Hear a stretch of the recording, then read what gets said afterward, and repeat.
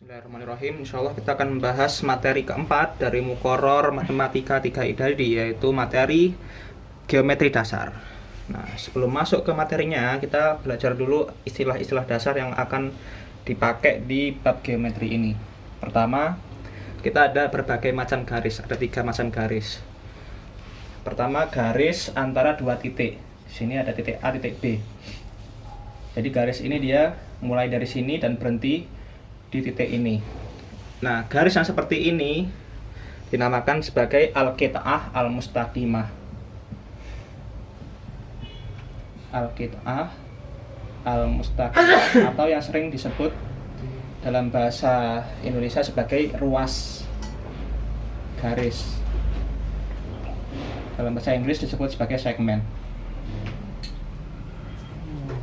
Kemudian kita ada tipe garis yang dia tidak memiliki awal dan tidak memiliki akhir.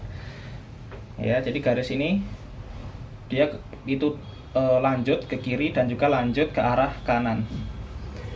Nah, ini disebut sebagai al-khat al-mustaqim. Bedanya apa sama al-qit'ah al-mustaqimah? Kalau al-khat al-mustaqim ini dia tidak memiliki awal dan tidak memiliki akhir. Nah, ini dalam bahasa Indonesia sering kita sebut sebagai garis. Ya, namanya garis itu yang al-khat al-mustaqim atau line dalam bahasa Inggris. Kemudian kita ada tipe garis yang memiliki titik awal, akan tetapi tidak memiliki titik akhir. Jadi dia lanjut terus dari titik awalnya, di sini A. Nah, garis yang seperti ini itu istilahnya adalah asy-syu'a, atau dalam bahasa Inggris sering disebut sebagai rise. Nah, ini adalah macam-macam garis. Kemudian kita juga punya macam-macam sudut atau zawiyah. Nah, pertama adalah zawiyah sifriyah. Apa itu zawiyah sifriyah? Sudut 0. Nah, pertama sudut itu apa? Sudut itu adalah besar ya, celah antara 2 syu'a yang memiliki titik awal sama. Nah, contohnya sudut ini, sudut siku-siku ini. Ini terdiri dari 2 syu'a. Syu'a ini kita namakan AB dan juga syu'a AC. Nah, baik syu'a AB maupun syu'a AC itu berawal dari satu titik yang sama, yaitu A. Nah, kemudian pertama kita punya zawiyah sifriyah, yaitu sudut yang memiliki besar 0. Contohnya ini. Nah, ini sudut CAB itu besarnya 0. Kenapa? Karena BA ya, garis AB dan garis AC itu berada di satu garis yang sama.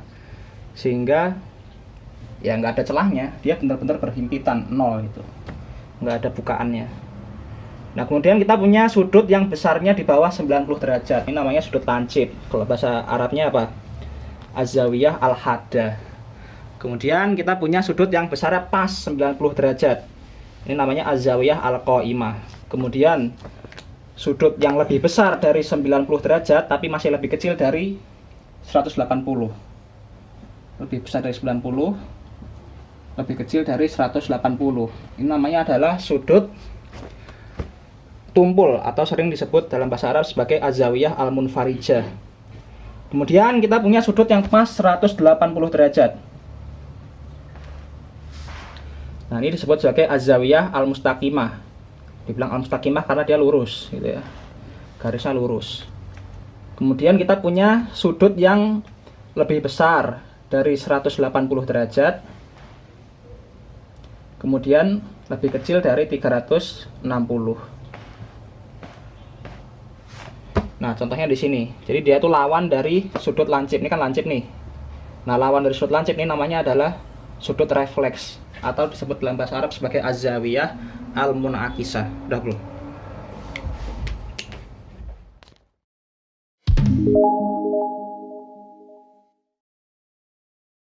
adalah sudut lebih lanjut, hubungan antara dua sudut. Nah, kalau ada dua sudut, misalnya di sini ada sudut X sama sudut Y, itu berjejeran seperti ini, kemudian ujungnya itu ada di titik yang sama, maka ini disebut sebagai sudut yang saling berdampingan, atau dalam bahasa Arabnya kita sebut sebagai al-mutajawiratan.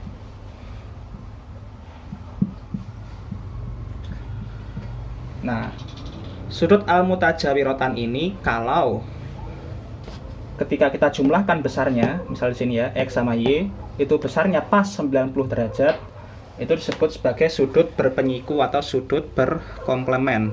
Dalam bahasa Arab kita sebut sebagai sudut yang al-mutatamatan, berpenyiku. Kemudian ada juga jenis sudut yang berdampingan, kalau dijumlahkan besarnya itu 180 derajat. Contohnya di sini. Ini X tambah Y, kalau kita jumlahkan besarnya menjadi garis lurus 180 derajat. Nah, ini disebut sebagai sudut al-mutakamilatan.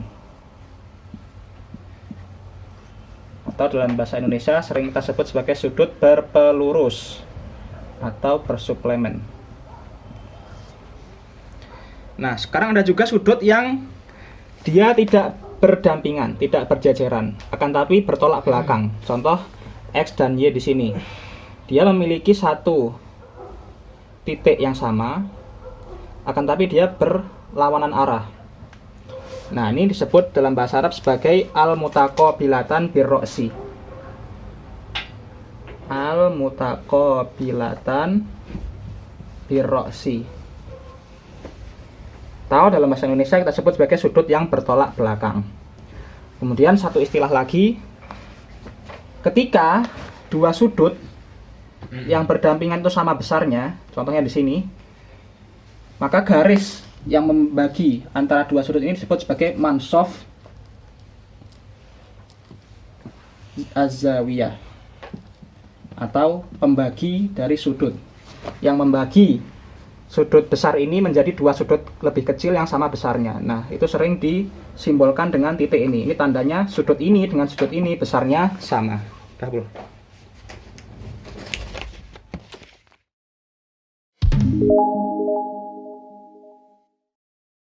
Selesai dari istilah-istilah dasar, kita masuk ke kongruensi, atau bisa dipahami sebagai kesamaan, tapi istilah formalnya kongruensi. Apa itu kongruensi? Kongruensi itu terjadi di pertama garis, kemudian sudut, kemudian bidang datar. Nah, kongruensi garis itu adalah ketika dua buah atau lebih ruas garis itu panjangnya sama. Misal garis AB di sini dengan CD, ini panjangnya sama, maka garis AB dan garis CD kita katakan sebagai garis yang kongruen. Itu garis. Nah, bagaimana kalau sudut? Sudut dikatakan saling kongruen ketika besarnya sama. Misalnya sudut X dengan sudut Y di sini, besarnya sama-sama 60 derajat. Maka kita katakan sudut X kongruen dengan sudut Y.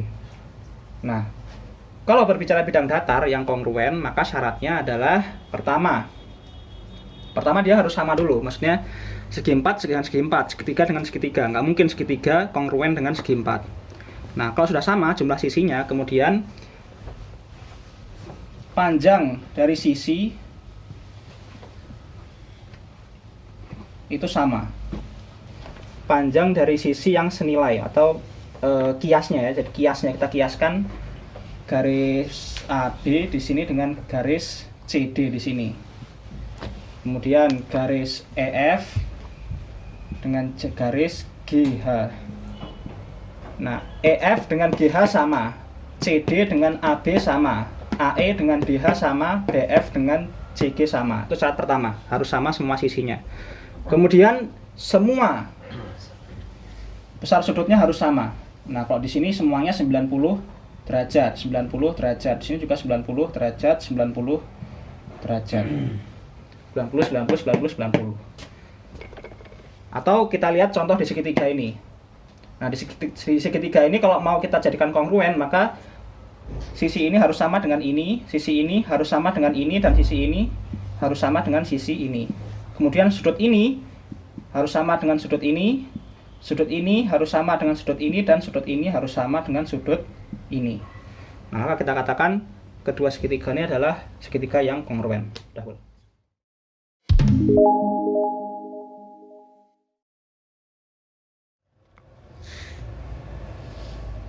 Sekarang apa yang perlu kita ketahui untuk mengetahui dua segitiga itu kongruen atau enggak? Ya jelas ya, segitiga yang kongruen itu sudutnya sama besar, sisinya sama panjang. Akan tapi bagaimana kalau kita tidak tahu semua besar sudutnya, hanya sebagian sudutnya saja dan hanya sebagian sisinya saja. Nah, informasi minimal apa yang perlu kita ketahui hingga kita mengetahui atau bisa memastikan dua segitiga itu saling kongruen? Nah, kita ada empat tipe informasi. Pertama, sisi, sudut, sisi. Sisi, dan sudut, sudut. Kemudian sisi, sudut 90 derajat.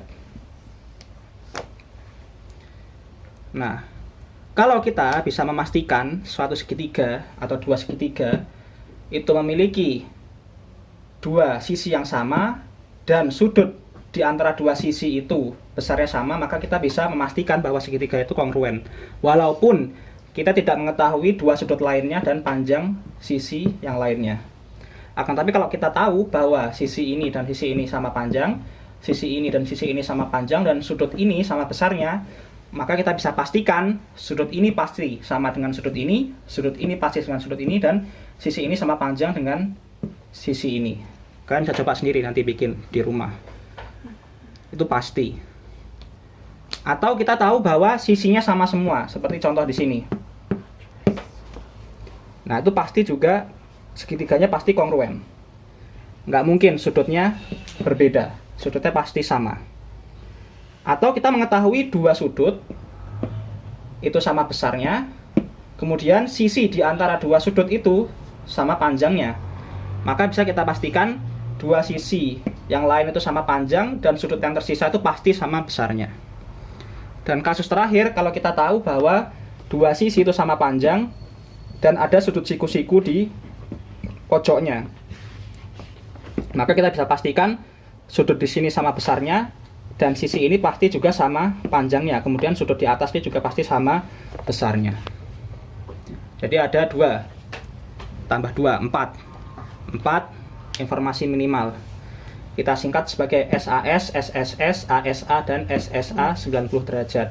S itu kependekan dari side, A itu dari angle. Oke, Pul.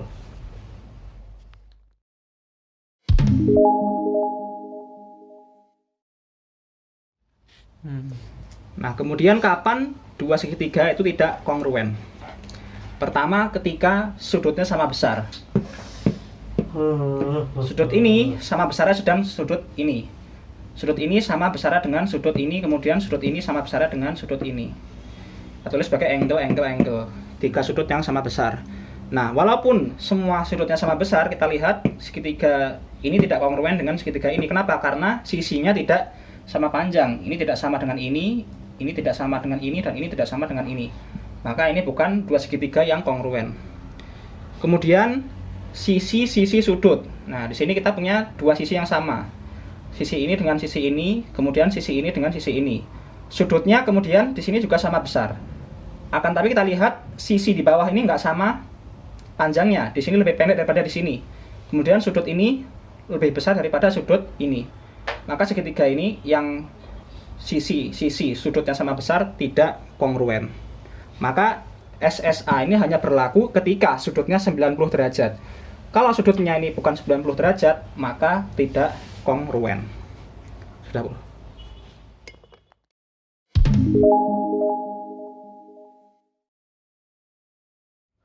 Nah, sekarang kita masuk ke pembahasan tentang tawazi, atau kita terjemahkan sebagai kesejajaran.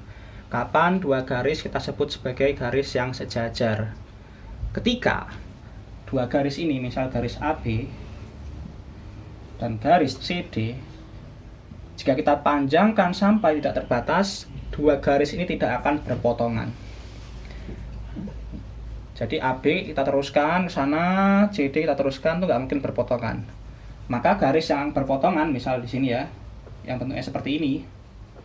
Nah ini AB, CD di sini. Kalau kita panjangkan, nah dia akan berpotongan di sini. Maka ini bukan garis yang mutawazi, bukan garis yang sejajar.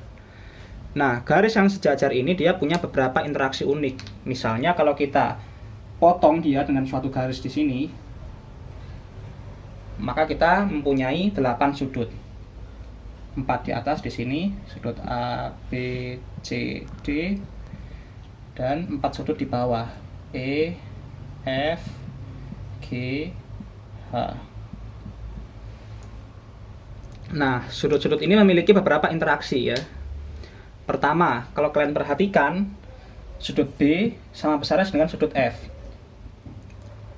Sudut C sama besarnya dengan sudut G. Sudut H sama besarnya dengan sudut D.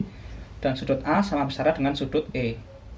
Nah, hubungan ini, sudut B dengan sudut F, itu dinamakan sebagai sudut yang saling sehadap. Atau kita sebut dalam bahasa Arab sebagai mutanadhirah. Mutanawirah, sudut sehadap. Kemudian kita punya sudut yang berseberangan. Misalnya sudut D dengan F, kemudian sudut C dengan sudut E. Sudut D dengan sudut F. Nah, sudut D dengan sudut F ini besarnya juga sama. Ya, jadi dia menghadap arah yang berbeda, kita sebut sebagai berseberangan. Sama juga C dengan E itu berseberangan, C menghadap ke sana, E menghadap ke sini. Nah, ini dalam bahasa Arab kita sebut sebagai mutabadilatan. Sudut berseberangan kita sebut sebagai mutabadilatan. Besarnya juga sama, sudut yang saling berseberangan besarnya sama. Kemudian bagaimana dengan sudut C dan sudut F? Nah, ini adalah sudut yang ketika kita jumlahkan besarnya pasti 180 derajat. Begitu juga sudut E dengan sudut D. Sudut E dengan sudut D. Kalau kita jumlahkan pasti 180 derajat. Nah, ini kita sebut sebagai sudut yang dalam sepihak. Sudut dalam sepihak atau sudut sepihak dalam. Jadi sepihak itu apa? Maksudnya dia ada di sebelah kiri, sama-sama sebelah kiri. Ini sama-sama sebelah kanan. Dan sama-sama ada di dalam. Nah, sudut yang sepihak dalam ini ketika dijumlahkan besarnya pasti 180 derajat. Udah belum?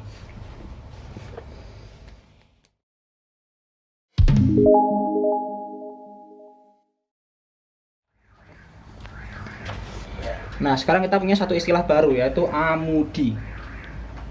Apa itu amudi? Amudi itu kita terjemahkan dalam bahasa Indonesia sebagai tegak lurus. Nah, apa itu tegak lurus? Atau apa itu garis tegak lurus? Garis tegak lurus adalah garis yang dia itu berdiri tegak di atas garis mendatar. Berarti sudut di sebelah kirinya itu 90 derajat, sudut di sebelah kanannya itu 90 derajat. Ini disebut sebagai garis tegak lurus. Nah, ketika ada garis yang sejajar, misal CD itu sejajar dengan EF, juga sejajar dengan GH. Oke. Nah, kemudian garis AB ini tegak lurus dengan garis CD. Kenapa? Karena di sini 90 derajat, di sini juga 90 derajat. Maka sudut-sudut di bawahnya, sudut di sini pasti 90 derajat juga dan pasti 90 derajat juga di sini. Itu juga dengan sudut di sini, pasti 90 derajat dan pasti 90 derajat. Jadi garis AB itu tegak lurus terhadap garis CD, tegak lurus juga terhadap garis EF, tegak lurus juga dengan garis GH. Kenapa? Karena garis CD, EF, dan GH itu garis yang sejajar. Nah, kemudian kalau misalnya panjang antara garis di sini dengan garis di sini itu sama, nah jadi garis yang ada di tengah-tengah antara garis yang sejajar itu sama, Maka kalau kita gambar garis lain yang kemiringannya itu nggak sama dengan garis AB, misal kita gambar di sini kan lurus AB ya, kita bikin garis yang miring. Maka ini pasti juga sama dengan ini.